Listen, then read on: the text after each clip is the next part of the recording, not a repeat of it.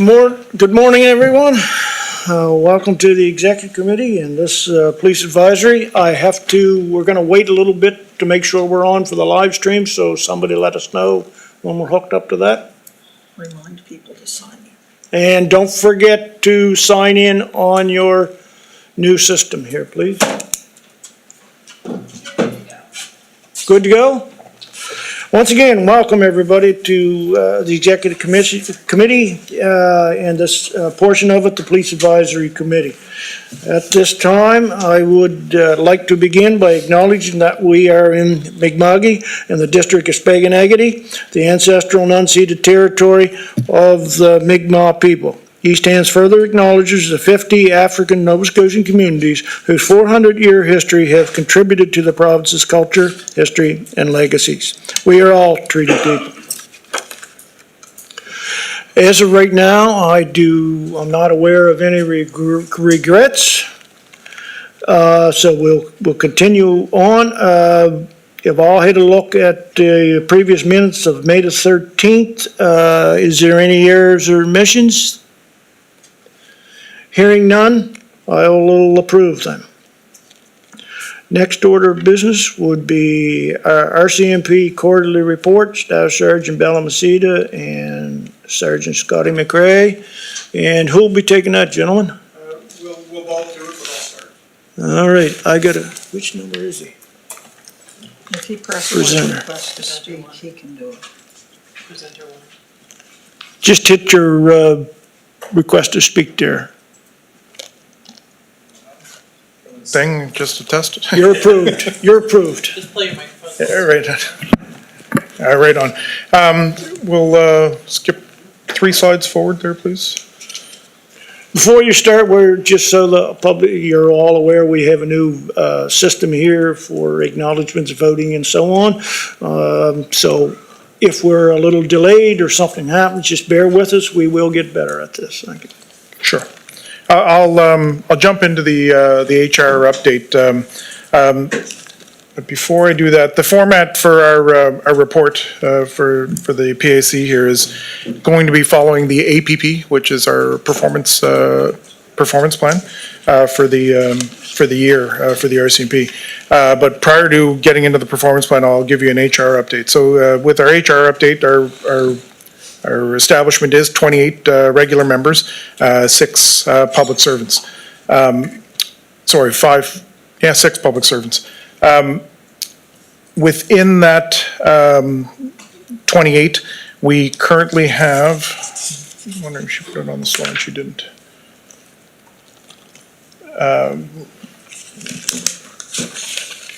We currently have 22 rotable members between the long-term ODS, which is off day sick for us. So long-term, I've got 4 members on long-term, 1 member on administrative leave, and another member on family leave.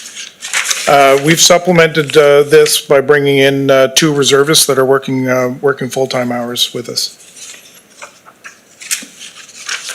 I'll move into the APP update.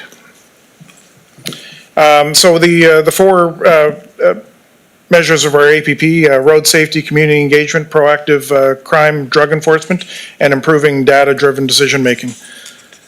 If you skip on to the next part, I'll pass it over to Scott here to speak to road safety. Okay, Kate Bratner. Good morning, everybody. Scotty, if you could just press your thing, that would be a lot easier for me. Thank you. Should be good to go. Good to go. Good morning, everybody. Hope everybody is well and didn't get stuck up in some of the traffic that was out there this morning. There's a rollover at exit 7 and an accident out by the airport. Even though it's HRM territory, it impacted some of the traffic going through East Hants. I'm going to start off with the road safety report, which always attracts a lot of attention. We usually do a highlight or 2 of some of the enforcement. We have a young officer, Constable Ismati. He's taken to traffic enforcement and he's doing a great job. And he had 1 occurrence here where we had a motorcycle at 207 kilometers an hour on that highway. And a short time later, he was apprehended and faced numerous charges for the excessive speed. So that's, as we can tell, even the other day, these motorcycles are a little bit of a problem. I had another one go by me watching the school zones or the Milford Flats at 170 kilometers an hour. Of course, that one didn't stop, but, so they're still out there. There's probably other justice they may face. Hopefully it doesn't happen, but we do our best to try to enforce that. The good news, though, is between June and August is we had 0 fatalities. So I'm hoping that's a good sign. Still getting a lot of MVCs with injuries, property damage, and which is reportable. Anything reportable is over $2,000 or with injury. Non-reportable, they equaled out in that quarter, but we tend to see a lot more that probably don't get reported. And we're getting a lot of them, and I've been thinking about this in the corridor, but in the shopping district. And as our shopping areas and business districts increase, so does the traffic flow within those parking lots. So that is included in that. We're seeing a lot of, they end up being minor, even though we did have one incident a while back there where in the Sobeys parking lot where the vehicle went over the person, and that was a very serious incident. Warnings, members are out there putting the red and blue lights on. Out of some of those traffic stops, you'll see the SOT numbers, 165. It's not too bad. As you know by now, I'm a big proponent of traffic safety. I'd like to see those up, but not too bad considering the resourcing in the summer tends to be a challenge, and calls for services go up. So as you'll see as I go further, as calls for services go up, the enforcement comes down, and that's just correlated by time. Do want to speak a little bit about the provincial traffic unit. They're a great asset, provincially funded. They'll come into the District of East Hants. Usually after they leave, people are calling me left, right, and center saying, you're all over the place. So they supplement us at times. The problem with a provincial traffic unit, we don't control those resources. They do us a favor, sometime comes in for special events, or they'll come and spend time in this area because it is part of their Northeast district. But they do, like, the 89 SOTs, yes, it's less than us, but that was only 3 times they were in our district, 3 or 4 times. So when they're here, they're known, and people will see them. And twice they were, one time they were in the Shuby area, one time they were in Rawdon area, and the other time they were basically on the corridor. So they're a great asset for us. Community engagement. I'm going to pass it over to the staff sergeant again, and a little bit, we apologize for a little bounce back and forth, but we both have things to talk about. So in the community engagement, you can see on the slides there some nice pictures. I guess for community engagement, pictures are worth 1,000 words. But the first picture there that you see is Corporal Egan. It wasn't a drive-through lemonade stand. She actually got back in the vehicle and somebody decided to take the picture. She got out of the car, checked the stand out to make sure they had their appropriate vending permit. And I'm kidding, by the way, they're just kids that were selling lemonade. But when she got into chatting with one of the parents that was there, found out the kids raised over $400 for the IWK, and that glass of lemonade she's cheersing with is part of that $400. Constable Ouellette, one of our community/school resources, patrolled the Anthony Park area, and of course the only place that we seemed to catch him was getting ice cream. But he was out there in the community, and I wasn't too shy to smile for the camera when the picture was being taken. The next photo, you guys will recognize Pat Healy, our local Laker news writer.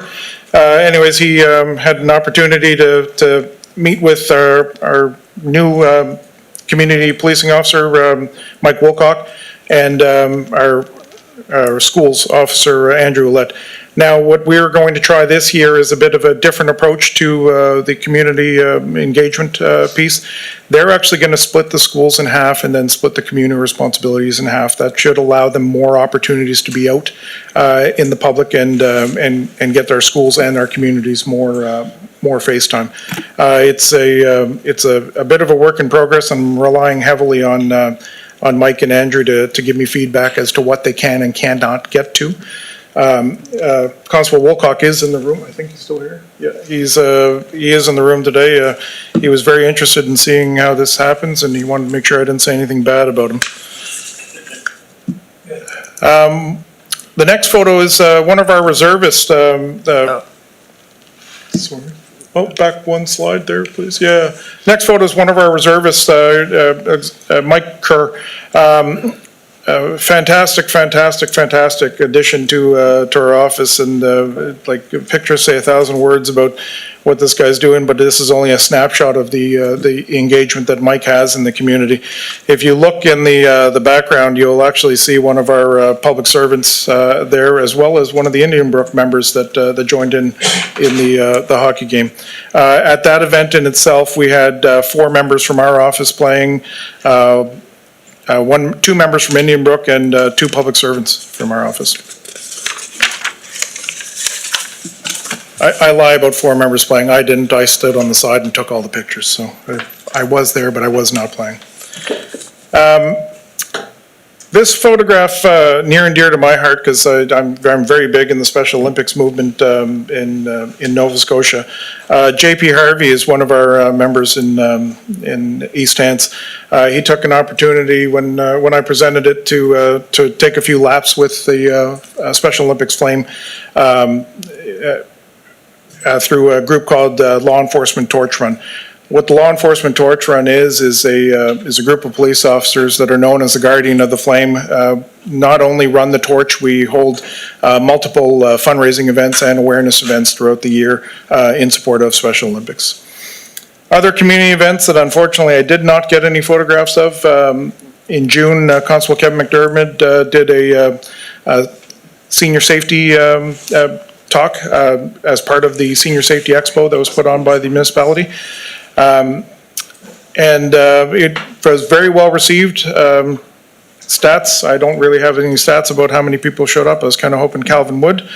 But again, very well received. And the spin-off that came as a result of that, like the presentation is only part of it. It's the stuff that comes after immediately, and a few days, weeks, months later, where people are still remembering this conversation, saying, I remember you told me about this, and I haven't been doing that. So it's a good way to proactively get in touch with the seniors. Now, we do have another one coming up in October that we will have a member giving a very similar talk or looking at other trends that are targeting seniors. This one here falls in 2 different categories, but I will speak to it in this one here. The East Hants Tide Fest, it was very well run, and I'm not going to take all the credit for it. Like the private security and the organization of that East Hants Tide Fest was phenomenal. We did bring in additional resources from our tactical support group, which is a crowd management group. But they also wear a warm and fuzzy type of feeling to them as well if the crowd dictates it, and they were very well received at the Tide Fest.